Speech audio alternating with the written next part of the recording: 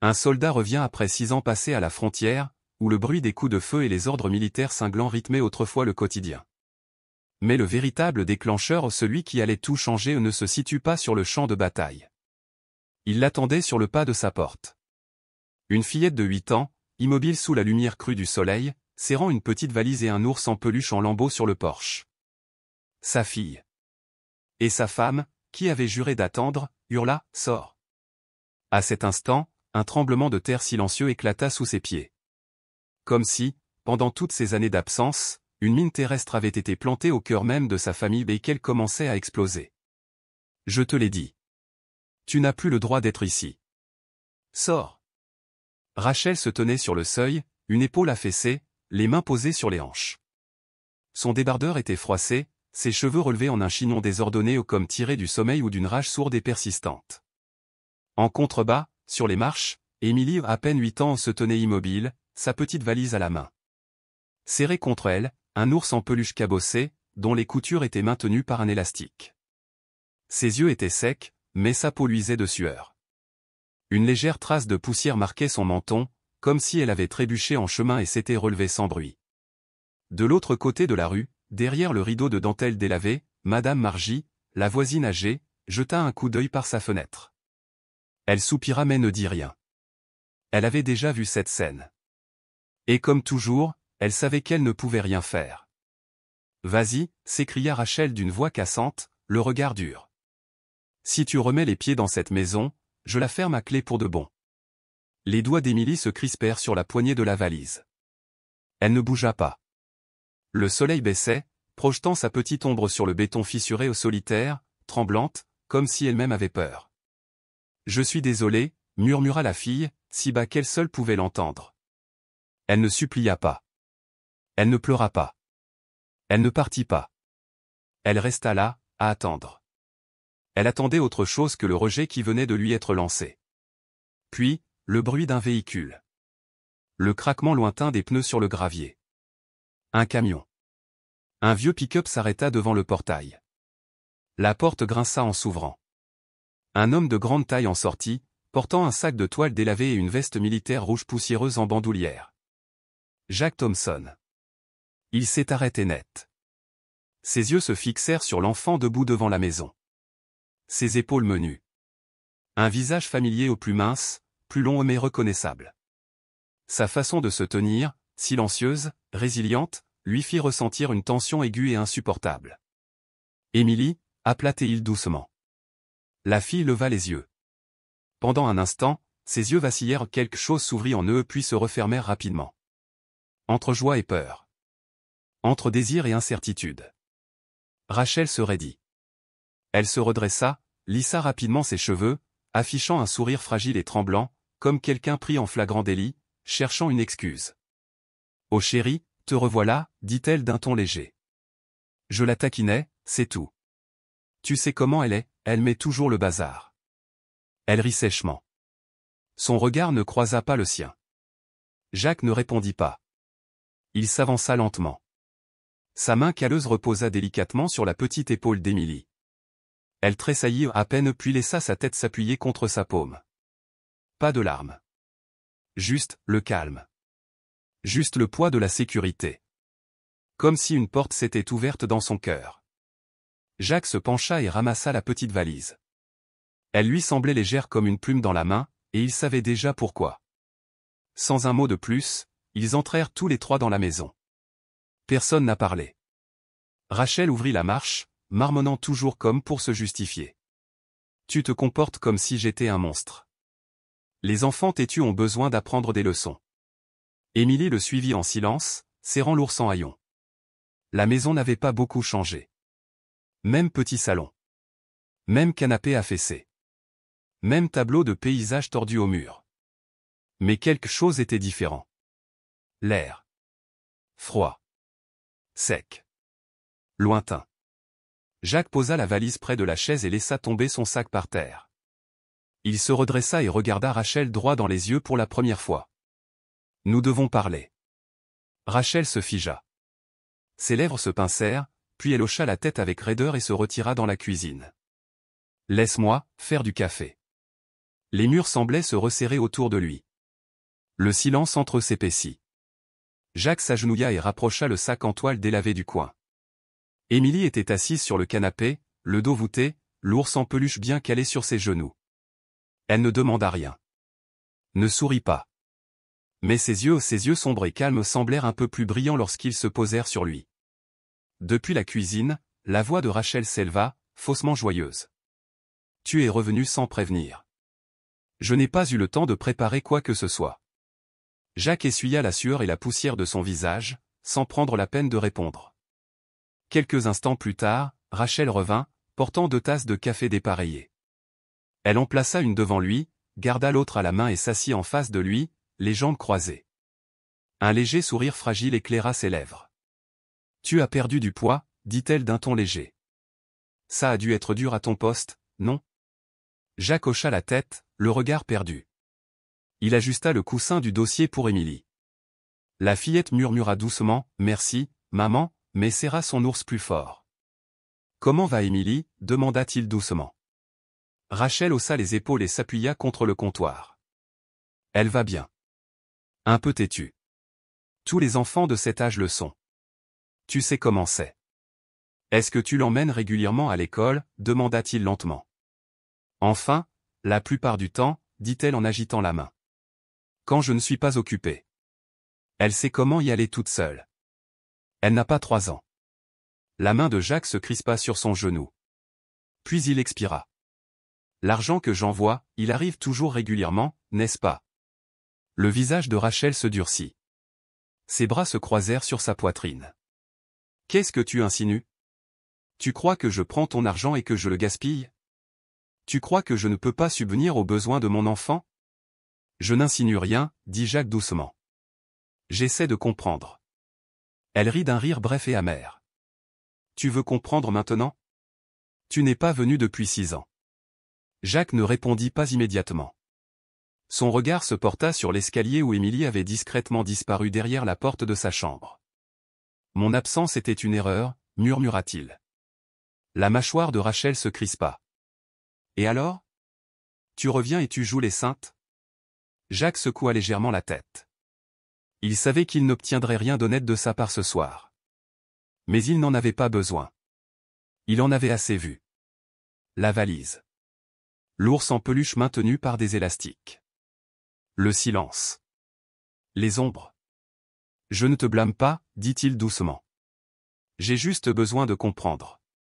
Rachel resta immobile quelques secondes.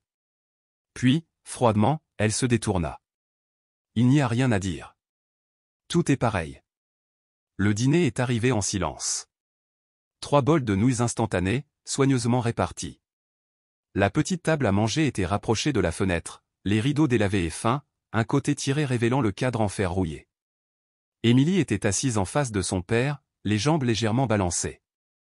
Elle piochait dans les nouilles, mangeant lentement, prudemment, comme si elle avait peur de faire un bruit. Jacques lui versa un autre verre d'eau. « Quel genre de dessin fais-tu ces jours-ci » demanda-t-il doucement. « Tu fais toujours des aquarelles comme avant. » Émilie sourit au juste un bref instant mais avant qu'elle puisse répondre, Rachel l'interrompit brusquement. Elle a arrêté les cours supplémentaires. Elle dessinait des bêtises au lieu de se concentrer sur ses études. Je lui ai dit, si l'école ne l'intéresse pas, ces dessins ridicules ne la mèneront nulle part. Émilie baissa la tête. Sa cuillère tapota doucement le bol. Les yeux de Jacques se posèrent sur sa manche tachée de l'encre bleue, signe indubitable des taches de stylo. Il ne posa pas de questions. Il n'était pas obligé de le faire. Après le dîner, Rachel rassembla la vaisselle et se tourna vers l'évier. Sa voix était distante, presque décontractée. Comme si rien ne s'était passé.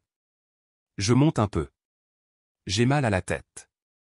Elle monta à l'étage, les laissant tous les deux seuls dans la pièce silencieuse, où seul le chant des cigales s'échappait par la fenêtre ouverte et le tic-tac de la vieille horloge murale remplissait l'air. Jacques se leva et se dirigea vers le coin de la pièce où se trouvait la vieille étagère, dont le bois était délavé et usé. Sur l'étagère se trouvait une boîte en plastique contenant des crayons de couleur. Il la prit, le plastique craquant doucement, et ouvrit le couvercle. À l'intérieur, les crayons étaient courts et trapus, certains cassés en deux, d'autres usés jusqu'au bois, sans mine.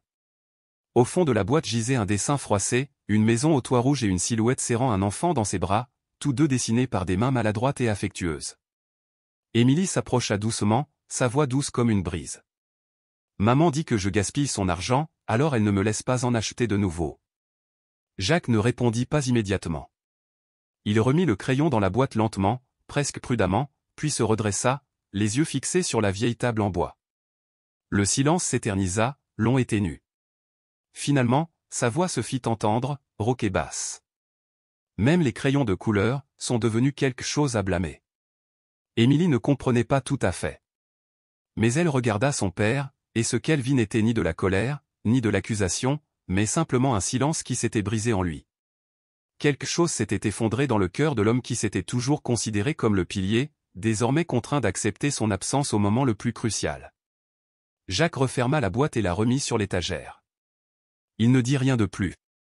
Il se pencha simplement et toucha doucement la tête de sa fille.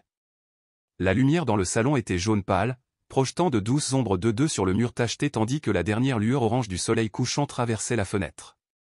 Cette nuit-là, Jacques étendit une couverture sur le canapé. Il s'allongea, le visage tourné vers le dossier du fauteuil, les yeux fixés sur le plafond où de fines fissures, telles des racines d'arbres, s'étaient lentement propagées au fil des ans.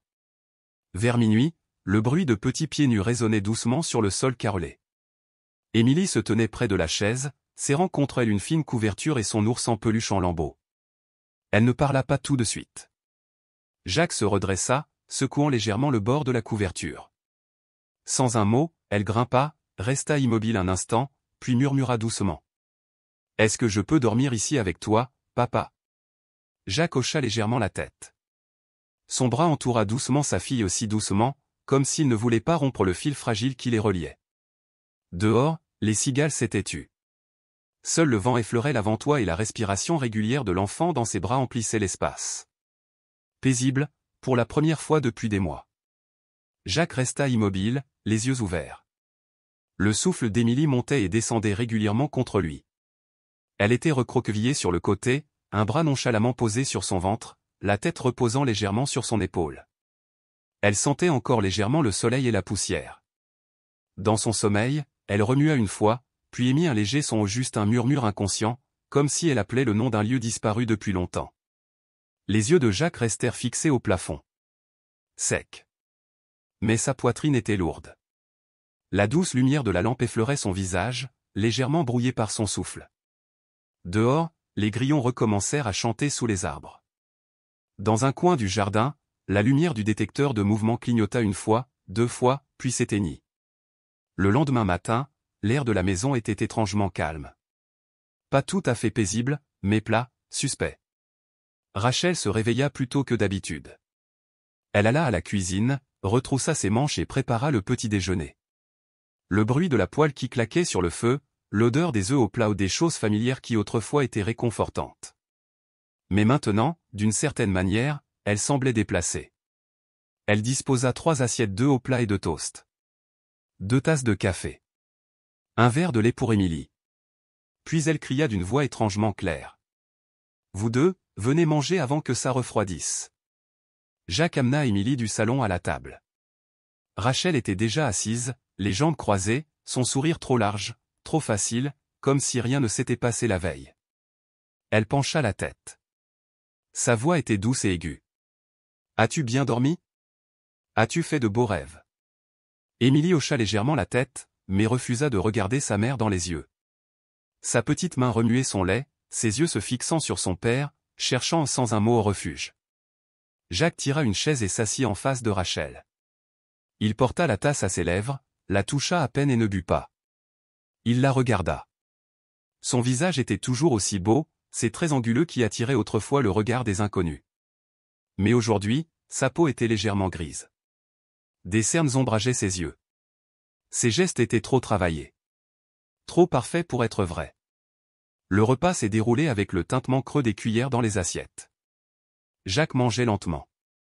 Émilie mangeait encore plus lentement.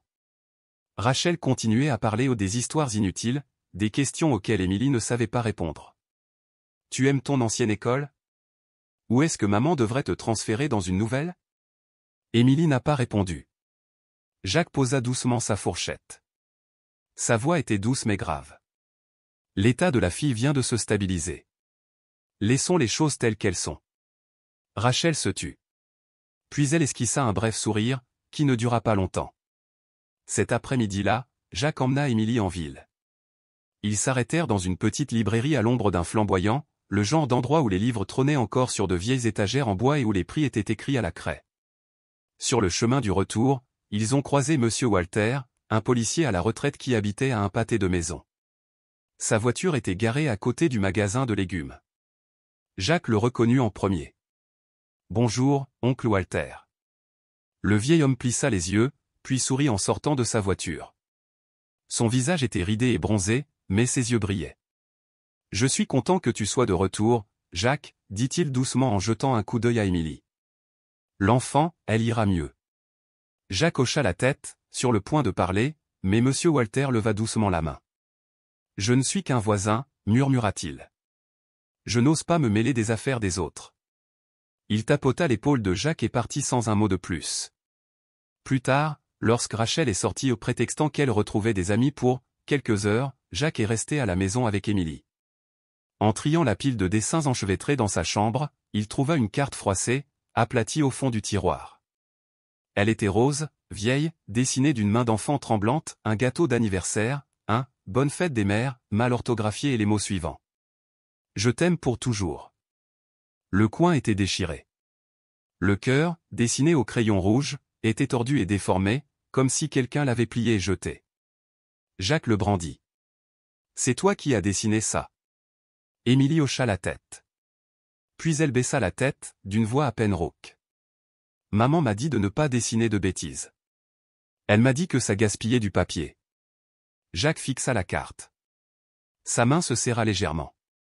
Ce n'était pas seulement du papier coloré. C'était la première fois qu'Émilie apprenait à aimer autrement que par des mots. Et c'était aussi la première fois que l'amour était rejeté non pas par la colère, mais par une froide indifférence. Ce soir-là, alors qu'une légère pluie tombait, Rachel n'était toujours pas rentrée à la maison. Émilie sortit 2 tranches de pain, les beurra soigneusement et les apporta à la table. « Je peux le faire, papa. » « Essaie. »« Voici c'est bon. » Jacques sourit faiblement et prit une bouchée. « C'est délicieux. » Ils mangèrent en silence. Seul le doux clapotis de la pluie emplissait le silence. Un instant plus tard, il demanda doucement. « Est-ce que maman sort souvent comme ça ?» Émilie hésita, puis hocha la tête. « Je suppose que... Maman sort jouer. Parfois, quand je me réveille, elle n'est pas encore rentrée. » Jacques n'en demanda pas plus. Il lui apporta une autre tasse de lait chaud et la posa devant elle. Cette nuit-là, après qu'Émilie se soit endormie, Jacques se tenait seul sur le balcon. Le vent charriait l'odeur de l'herbe mouillée. Les lampadaires projetaient une lueur orange pâle sur la route humide.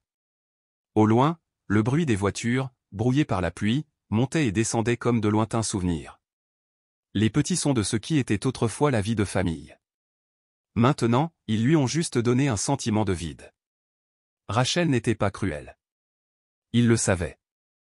Mais son indifférence ou son insouciance, ses après-midi passés dehors, son rejet désinvolte de son propre enfant creusaient une fissure suffisamment profonde pour briser quelque chose qu'aucun mot ne pouvait réparer. Il serra doucement la main sur la rampe en fer. L'air froid lui piquait le visage. Il était temps de faire quelque chose. Cette fois, pour sa fille. La petite pièce au bout du couloir portait encore cette odeur de moisi, le parfum du temps oublié. Jacques ouvrit la porte en bois tordu et entra dans l'espace qui avait autrefois été son espace de travail. Il commença à nettoyer, ses mains bougeant sans hâte. En sortant le vieux tiroir, il trouva une boîte en plastique transparent avec une étiquette décolorée, pour Monsieur Jacques.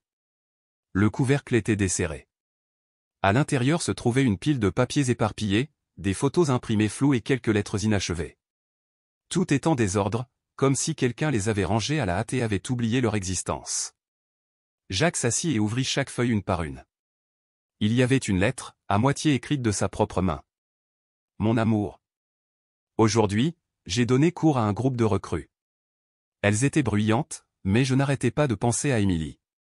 Je me demande si elle se comporte bien ces jours-ci. » Il s'est arrêté. Le papier était encore plié, le vieux pli visible. Entre les lettres se trouvaient des dessins au crayon, arraché à un cahier d'étudiant. Un dessin de 3 personnes se tenant la main sous un ciel bleu. Les figures étaient maladroites, les proportions erronées, mais Jacques reconnut immédiatement les traits d'Émilie. Un enfant qui a essayé un jour de dessiner une famille. Même si elle n'était pas sûre de vivre dans un tel endroit. Une autre photo, un camion rouge, à côté un homme portant un chapeau, transportant une fille aux cheveux bouclés. Dans le coin, griffonné en lettres irrégulières. Pour papa. Quand papa rentrera, je le lui donnerai. Jacques ne se souvenait pas d'avoir jamais reçu ça. Peut-être qu'ils n'ont jamais été envoyés. Peut-être qu'Émilie les avait cachés quelque part dans la chambre de sa mère. Et ils ont été jetés. Il plia le dessin soigneusement, doucement. Comme si on pliait quelque chose de fragile, quelque chose de non dit. Cet après-midi-là, Jacques a emmené Émilie. Ils ont emprunté des chemins de terre qui s'étendaient jusqu'à la lisière de la forêt, où la saison sèche avait laissé derrière elle un lac peu profond. Ils étaient tous les deux assis ensemble sur un rocher plat, mangeant des sandwichs qu'ils avaient apportés. Les arbres se balançaient légèrement.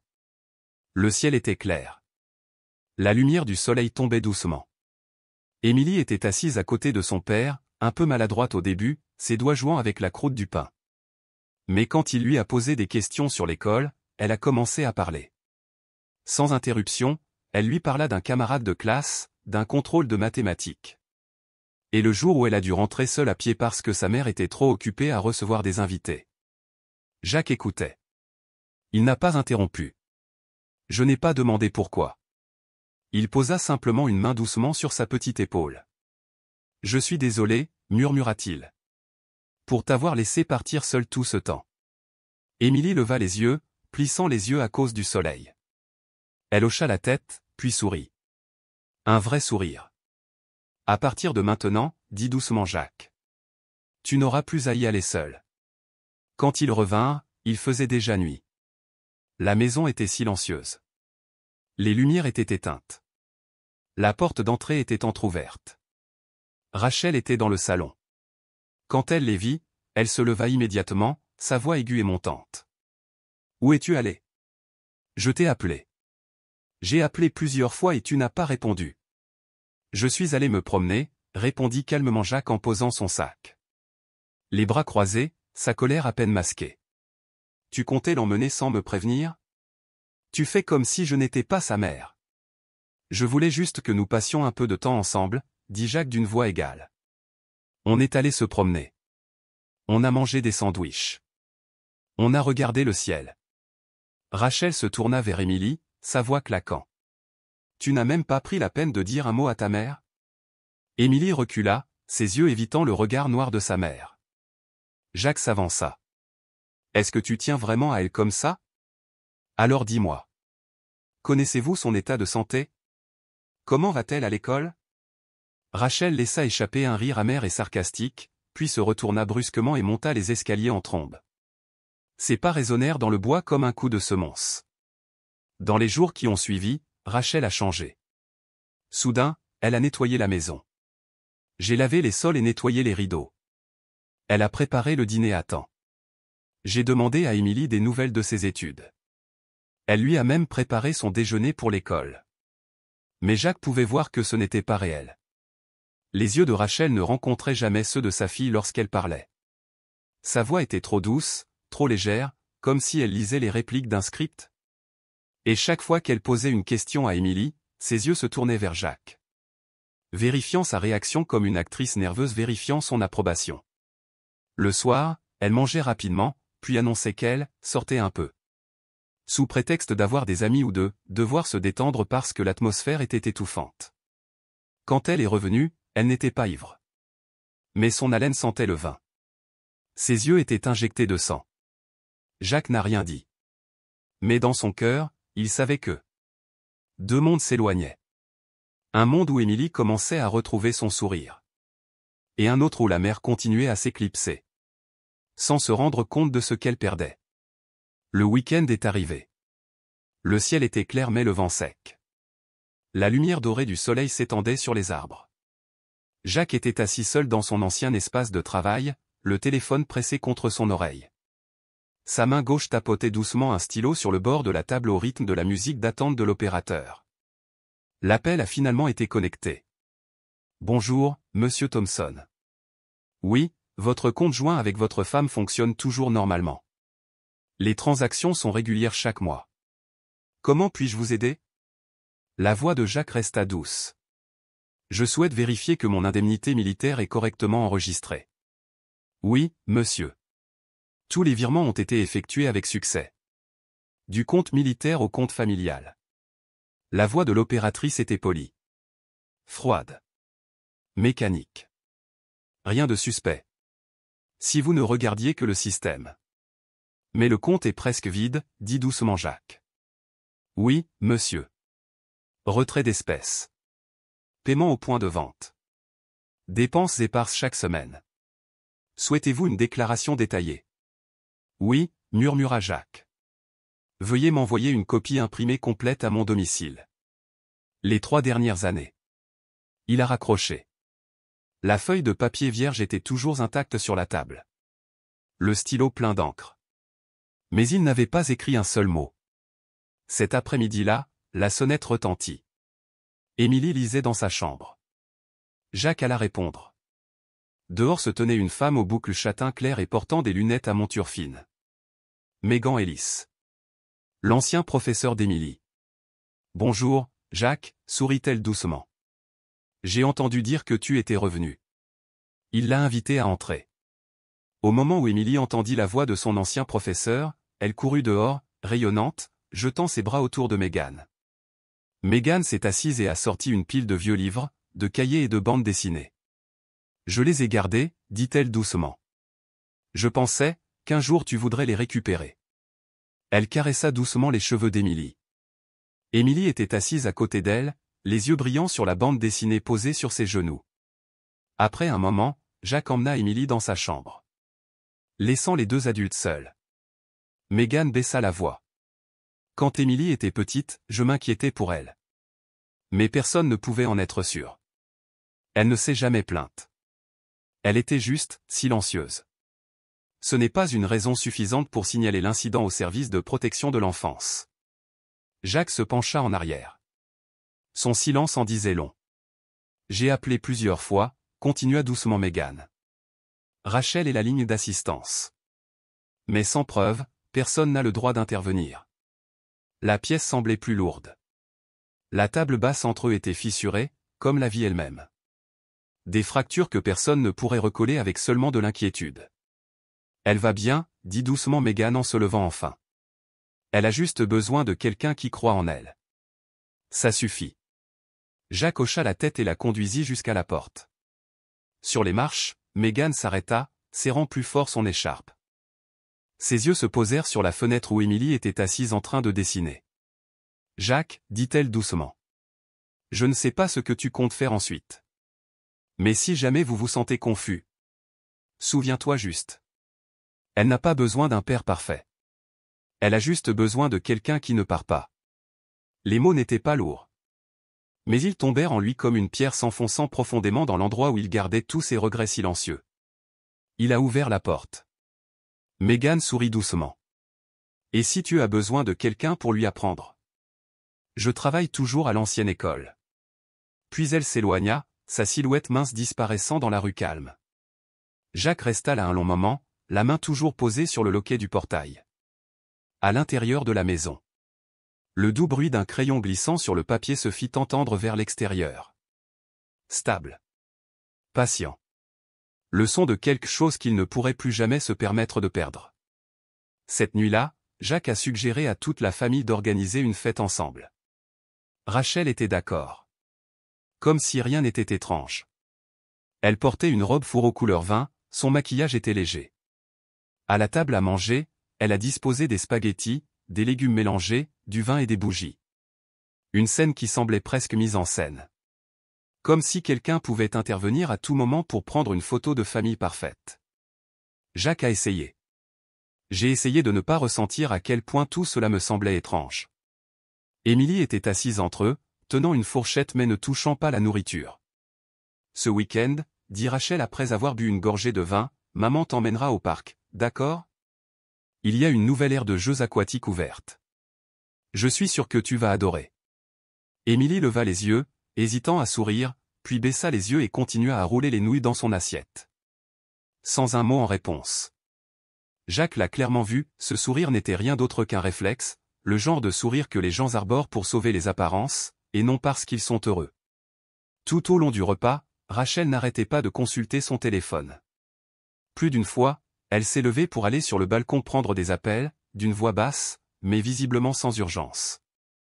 Jacques tenait un verre d'eau, le portait à ses lèvres et regardait silencieusement par la fenêtre où les lampadaires traversaient le verre comme un rappel froid, certains repas ne sont jamais vraiment pour la famille.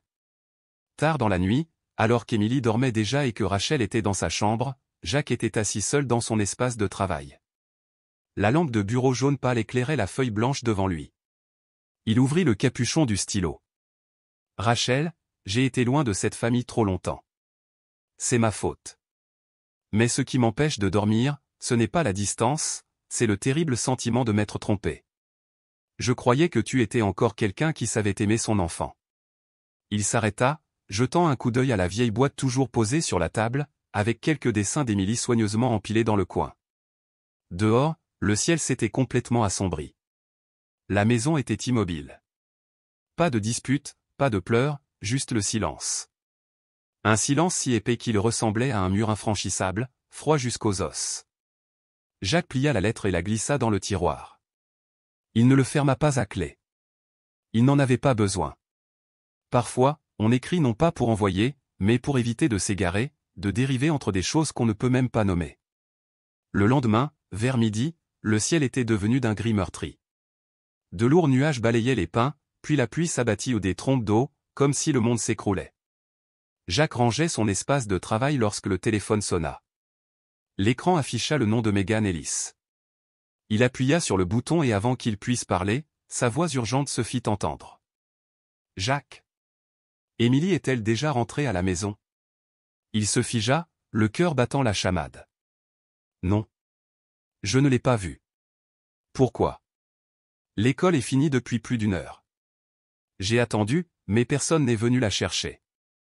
J'ai pensé que Rachel l'avait peut-être emmenée, mais, je n'en suis pas sûr. Elle n'est plus dans l'enceinte de l'école. » La poitrine de Jacques se serra comme si quelqu'un venait de le frapper. « Tu as vu où elle est partie ? » ?»« Non, je suis désolé, la voix de Megan se brisa. « Je crois. Je crois qu'elle a cru que quelqu'un allait venir, alors elle est partie sans rien ajouter. » Jacques raccrocha.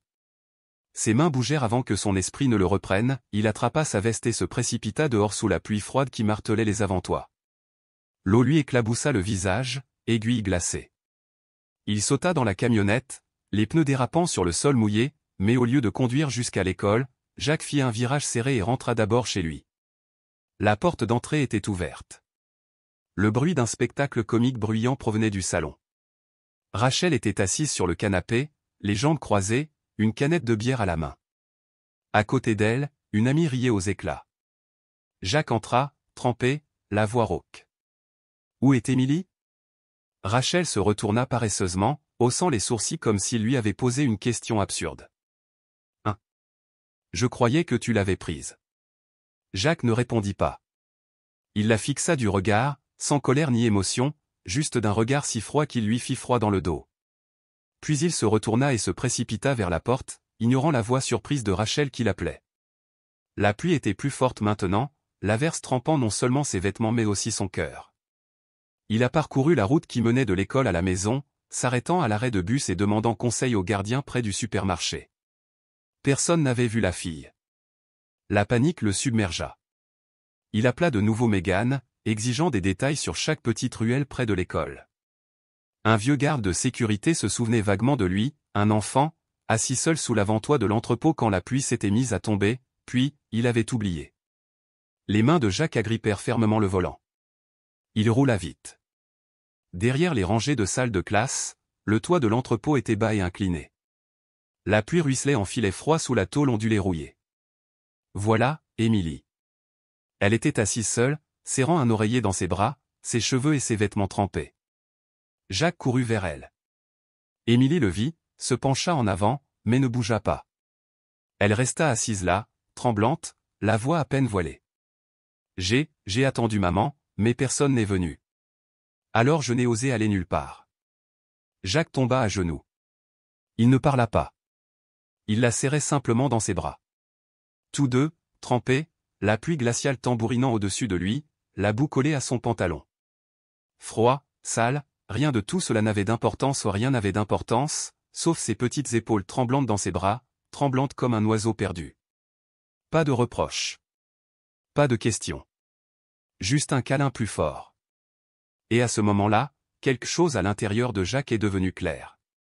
Ce soir-là, dans la petite cuisine, sous la faible lueur jaune, Rachel était assise au bout de la table. Elle ne parlait pas. Elle ne se mettait pas en colère. Elle ne se défendait pas. Peut-être l'avait-elle déjà vu, le regard dans les yeux de Jacques lorsqu'il est entré dans la maison, trempé jusqu'aux os. Jacques déposa une mince pile de papiers sur la table. Des papiers de divorce. Sa part était déjà signée. Émilie n'était pas là pour le dîner ce soir-là. Elle était à l'étage, en train de terminer tranquillement un nouveau dessin, un homme la portant sous la pluie. Rachel fixa les papiers, puis Jacques. Elle ne cria pas. Elle ne fit pas semblant de sourire. Elle ne se justifia pas. Son regard s'arrêta sur la ligne. Motif, impossible de continuer à vivre ensemble en raison de différences de responsabilité dans l'éducation des enfants. Les moments passèrent. Puis elle leva les yeux, la voix rauque mais posée. Alors, tu as décidé. Jacques hocha lentement la tête. Rachel expira, repoussant ses cheveux derrière son oreille, ses yeux dérivant vers l'assiette de nourriture intacte. Mais je n'en ai pas fini, murmura-t-elle. Ça ne finira pas si facilement. À toi de voir, répondit Jacques d'une voix monocorde, lasse. Il se leva, la laissant seule, et monta dans la chambre d'Émilie. En bas, Rachel restait assise, immobile dans la pénombre. Dehors, la pluie avait cessé. Sur la table, les papiers du divorce restaient intacts. Même la plus légère brise ne les dérangeait pas. 3 semaines plus tard, l'audience de divorce a eu lieu dans la petite salle d'audience du comté. Jacques s'habillait proprement, apportant tous les documents, relevés bancaires, lettres, témoignages de Mégane et des voisins qui avaient vu Émilie errer seule après l'école, ou pleurer, attendant seule. Rachel entra dans une robe noire moulante, les cheveux relevés, le visage lourdement maquillé, les yeux non plus fuyants mais brillants de tension. Il est parti pendant 6 ans, a failli hurler Rachel au tribunal. Il n'est jamais revenu à la maison un seul jour, et maintenant il veut jouer les bons pères? La fille est à moi. Il fait semblant de me la voler, de m'humilier. L'avocat de Jacques parlait calmement, présentant des dossiers méticuleux, l'argent de poche stable que Jacques avait versé, les retraits que Rachel avait effectués pour ses dépenses personnelles, les images de la caméra de l'école montrant Émilie marchant seule, les messages sans réponse de Mégane. Le dernier témoin, Monsieur Walter, le voisin âgé, a parlé doucement mais fermement. Je n'interviens pas, dit-il, mais j'ai entendu la fille pleurer dans le jardin pendant que sa mère et ses amis jouaient de la musique et buvaient. Le verdict est tombé en fin d'après-midi. La garde exclusive d'Émilie a été accordée à Jacques Thompson. Rachel n'a reçu aucune compensation. Le tribunal a encouragé les visites conditionnelles. Le marteau du juge est tombé. Rachel bondit et se précipita vers Jacques et Émilie, paniquée, sa voix stridente. Émilie. Tu ne peux aller nulle part. Tu es à moi. Ses mots se brisèrent, essoufflés et frénétiques. 2 agents de sécurité la maîtrisaient tandis qu'elle se débattait, ses cheveux tombaient, son visage était déformé par la rage, la confusion, le désespoir, tout cela à la fois. Émilie recula, s'accrochant à la main de Jacques, murmurant à travers ses larmes, « Maman, ne sois pas comme ça. » Jacques se pencha et la tira contre lui. « Tout va bien. Papa est là. » Rachel s'effondra sur le sol, sa main toujours tendue, comme si elle essayait de saisir quelque chose déjà perdu à jamais. La salle d'audience est devenue silencieuse. Personne n'a parlé. Finalement, la police emmena doucement Rachel tandis qu'Émilie enfouissait son visage dans la poitrine de son père, où, pour la première fois, elle croyait vraiment être en sécurité. Ce matin-là, le ciel était clair.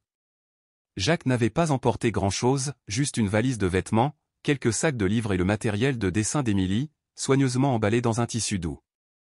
Ils ne parlèrent pas beaucoup dans la voiture. Émilie était assise tranquillement sur la banquette arrière, serrant son ours en peluche et un cahier vierge contre sa poitrine. Lorsque la voiture s'arrêta devant le portail en fer peint en blanc, Margaret Thompson était déjà là. Elle portait une robe à fleurs, ses cheveux gris soigneusement attachés en arrière et un doux sourire aux lèvres. Dès qu'elle vit Émilie sortir de la voiture, elle ne demanda rien. Elle ne dit rien tout de suite. Elle ouvrit simplement les bras. « Viens ici, ma chère petite fille. » Émilie hésita un instant, puis s'avança. Les bras de sa grand-mère l'entourèrent doucement, lentement, comme pour étreindre non seulement l'enfant, mais aussi les souvenirs fragiles enfouis au plus profond d'elle-même. Margaret se pencha et murmura doucement. « Ici, tu peux dessiner autant que tu veux. » La maison en bois d'Asheville possédait un jardin fleuri de lavande, une petite cuisine qui sentait toujours le pain cuit et une jolie pièce dédiée à Émilie. Dans cette pièce, Jacques réorganisa un vieux bureau, accrocha une nouvelle planche à dessin et fixa soigneusement au mur des lettres en bois sur lesquelles on pouvait lire « Le coin de M ». Émilie ne parlait pas beaucoup. Mais chaque jour, elle dessinait un peu plus, les avant-toits, les fenêtres, les oiseaux. Un jour, elle dessina des bras tendus vers le ciel juste des mains, sans visage. Quand sa grand-mère lui demanda gentiment qui c'était, Émilie répondit simplement. « Ce sont des gens qui ne parlent pas, mais qui m'attendent toujours. » La nouvelle école était plus petite et plus calme. La maîtresse de classe avait une voix chaleureuse et s'agenouillait toujours pour parler aux enfants à hauteur des yeux. Les camarades de classe n'étaient pas bruyants. Certains invitaient même Émilie à jouer avec des cubes et partager leur goûter avec elle pendant la récréation. Bien que toujours timide, elle ne se blottissait plus seule dans un coin de la cour comme avant. La maîtresse découvrit le don d'Émilie pour l'art et l'encouragea à rejoindre le club de peinture. Émilie accepta sans hésiter. Jacques, lui aussi, commença un nouveau travail, guide au centre communautaire de la ville, où il enseignait aux adolescents les compétences essentielles, les premiers secours et les conseils d'orientation professionnelle. Chaque matin, Émilie et lui préparaient le petit déjeuner ensemble, l'un faisait cuire des œufs, l'autre tartinait du beurre. Puis, ils s'asseyaient côte à côte, mangeaient tranquillement, échangeant des anecdotes simples, le chat du voisin, un pneu crevé sur un vélo. Rien de bien extraordinaire. Mais pour Jacques, c'était un bonheur qu'il croyait avoir perdu à jamais. Le week-end, ils repeignaient tous les deux la clôture du jardin. Émilie en peignait une petite partie en bleu clair et disait « Je veux que ce soit le coin de la mer. » Jacques sourit et ajouta une autre touche de bleu à côté du sien. Le soir, il lui apprenait à plier les vêtements, à accrocher des tableaux au mur.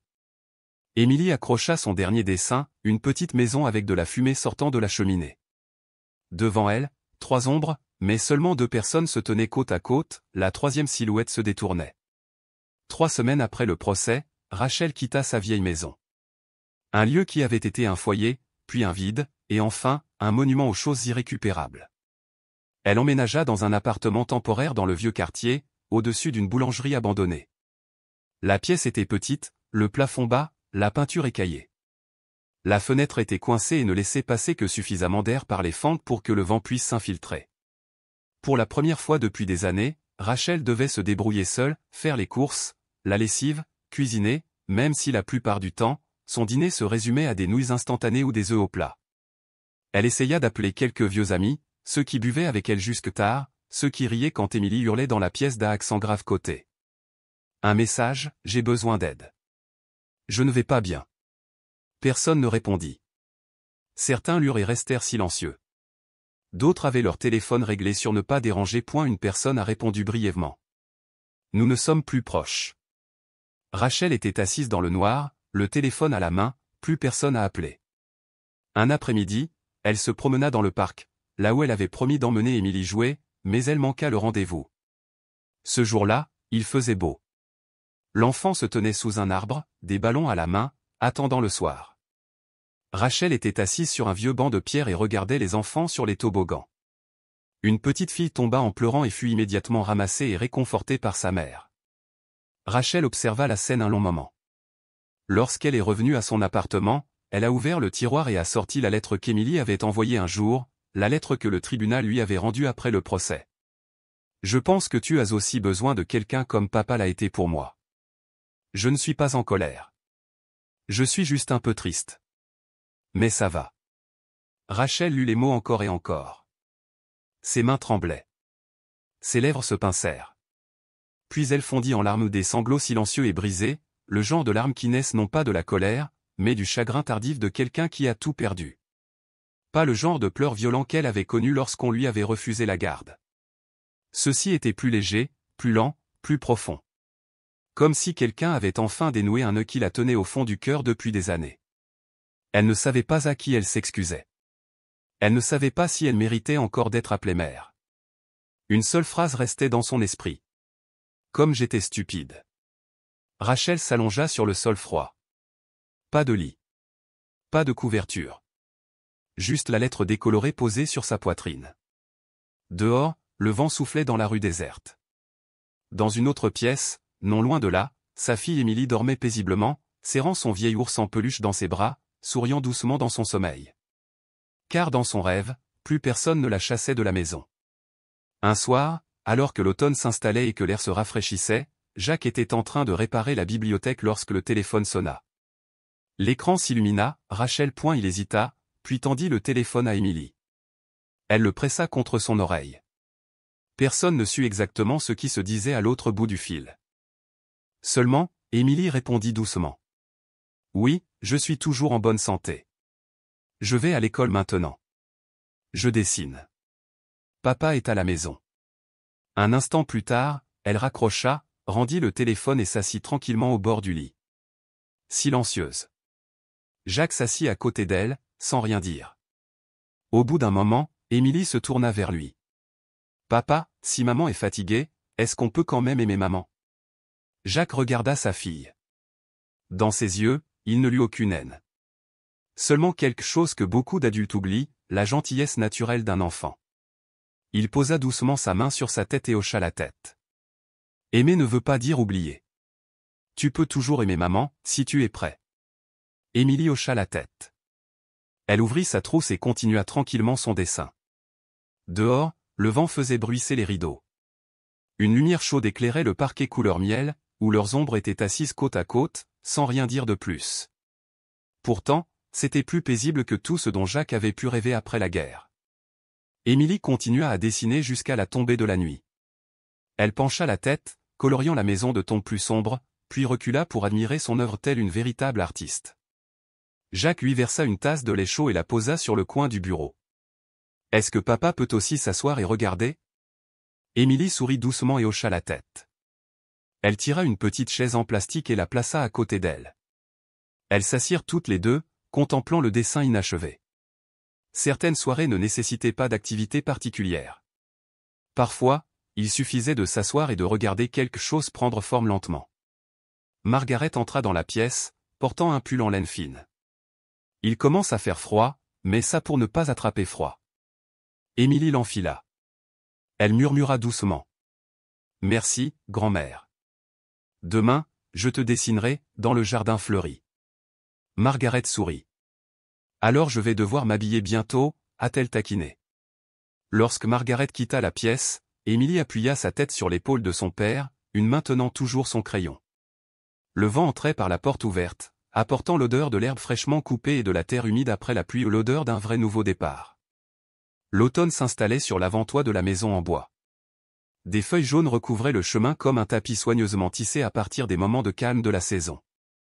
Émilie adorait cette période de l'année. Nika fit signe à son équipage, et ils se déployèrent, leurs mouvements délibérés et menaçants.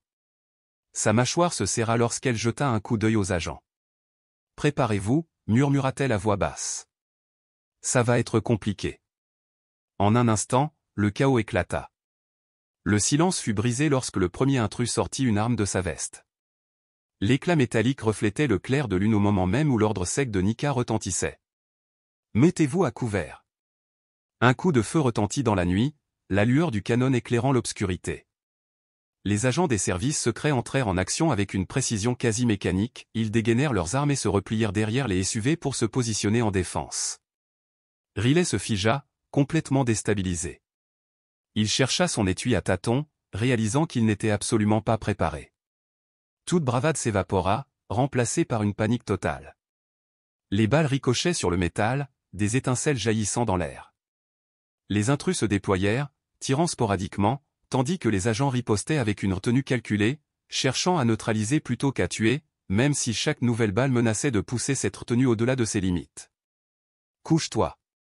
Tu es un vrai handicap à rester là, » aboya Nika, interrompant la cacophonie. Ces paroles firent sursauter Riley. Il recula en titubant, dégainant enfin son arme. Malgré ses tremblements, il s'accroupit derrière sa voiture de patrouille, le cœur battant, l'adrénaline lui inondant les veines. Ce n'était pas un contrôle routier. Ce n'était pas une altercation de routine. C'était un champ de bataille, et Riley était complètement dépassé. Nika, en revanche, s'est épanouie. Regardant par l'angle du SUV, elle a localisé les intrus, 2 sur le flanc gauche, un sur la crête, un autre se dirigeant vers le périmètre. Calmement, dans son oreillette, elle a rapporté. Contenez-les. Nous ne pouvons pas les laisser atteindre la valise. Leur chef, l'homme de grande taille dont la présence irradiait la menace, aboyait des ordres par-dessus les coups de feu. Allez de l'avant. Cette affaire est la nôtre. Il fonçait entre les points de couverture, avançant avec une concentration singulière. Nika savait qu'elle ne pouvait pas le laisser s'approcher davantage. Bas et rapide, elle se rapprocha pour le contourner. Leurs regards se croisèrent et, à cet instant, il la reconnut non pas un simple agent, mais l'obstacle qu'il n'avait jamais anticipé. Il leva son arme. Et Nika fut plus rapide.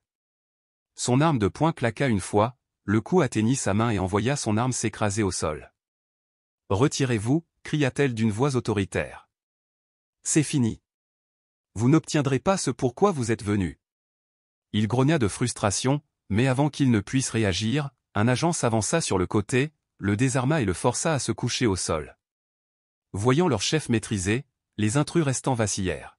« Lâchez vos armes » ordonna Nika en s'avançant, son arme pointée sur l'assaillant le plus proche. Son ton était d'acier, ne laissant place à aucune résistance.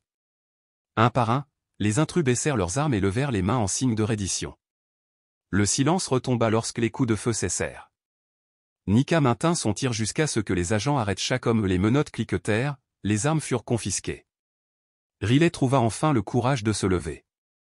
Ses jambes tremblaient, ses mains tremblaient encore tandis qu'il rengainait son arme. Il observa les conséquences, des SUV renversés, des douilles vides, des agents ratissant méthodiquement la zone.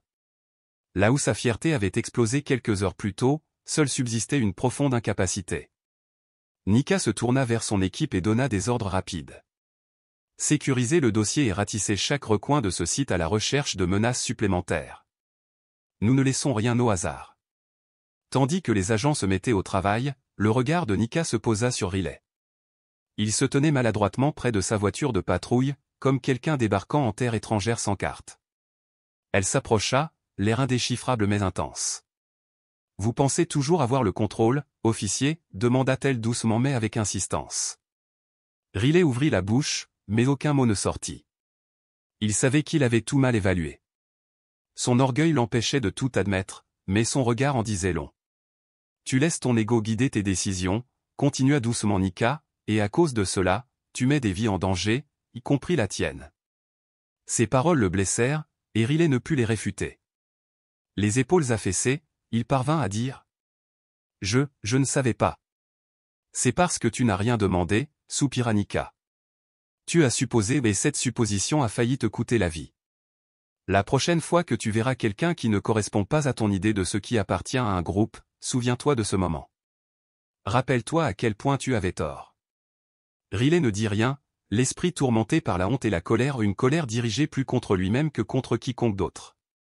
Le convoi s'apprêtait à partir, l'intrus de grande taille étant monté dans un SUV. Nika se tourna une dernière fois vers Riley. « C'est ici que nos chemins se séparent, officier, dit-elle. Les actes ont des conséquences, et ce soir, vous en ferez l'expérience. » Elle monta dans le SUV de tête. La portière claqua avec fracas, et le convoi s'éloigna dans la nuit aussi vite qu'il était arrivé. Riley se tenait seul près de sa voiture de patrouille, le silence s'installant autour de lui comme un poids. Pour la première fois de sa carrière, il se sentait vraiment petit, non pas à cause de la fusillade, mais parce qu'il avait entrevu les limites de son autorité. Un sentiment dont il n'était pas sûr de pouvoir se défaire un jour. Il expira lentement, les épaules affaissées, et retourna à sa voiture de patrouille. L'air nocturne était lourd de la tension persistante de ce qui venait de se passer. Riley se glissa derrière le volant, la lueur du tableau de bord étant la seule lueur dans le silence. L'adrénaline avait disparu, laissant derrière elle une douleur sourde dans sa poitrine. Ses articulations étaient blanches autour du volant tandis qu'il fixait la route sombre devant lui. Ce n'était pas seulement la violence qui le hantait, c'était aussi la prise de conscience de son incompréhension totale de ce à quoi il était confronté. Pour un homme qui se targuait de maîtriser la situation, la douleur de l'impuissance était insupportable. Il rejouait chaque instant, la présence calme et autoritaire de Nika, la précision de ses actions, la façon dont elle démantelait son autorité sans élever la voix, les agents opérant à un niveau qu'il pouvait à peine comprendre, les intrus l'entraînant dans le chaos. Par-dessus tout, ces mots résonnaient. Vous laissez votre ego guider vos décisions et, à cause de cela, vous mettez des vies en danger, y compris la vôtre. Riley s'installa dans le silence de son croiseur, la vérité de son jugement persistant comme une ombre à laquelle il ne pouvait échapper.